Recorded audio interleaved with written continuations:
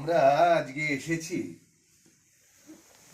হুগলি জেলার চন্দননগর কাঁটাপুকুর নিবাসী আমাদের পর্বতকন্যা পিয়ালি বসাকের বাড়ি।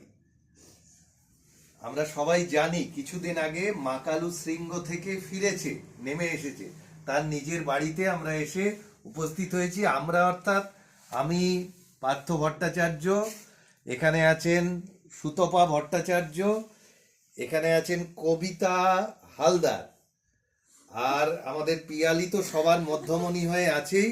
আর আমি একটু ক্যামেরা যিনি করছেন তার দিকে ধরবো, তিনি হলেন স্বনামধন্য পতিত পাবন হালদার। তা আমরা এই কজন এসেছি পিয়ালির বাড়িতে।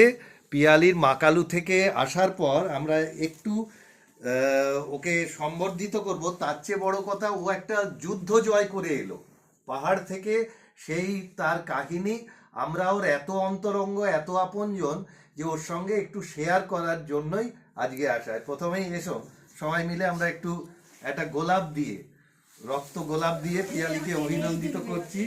হ্যাঁ হ্যাঁ,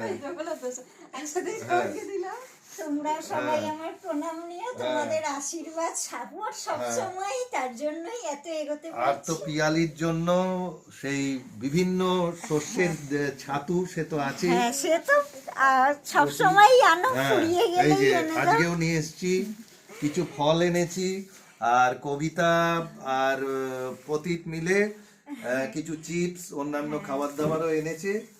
তা আমরা একটু পিয়ালি ফিরলে কবে? আমি ফিরেছি 6 তারিখে। আচ্ছা আচ্ছা, 6 তারিখে না, কবে ওই ছুটিটা কবে ছিল?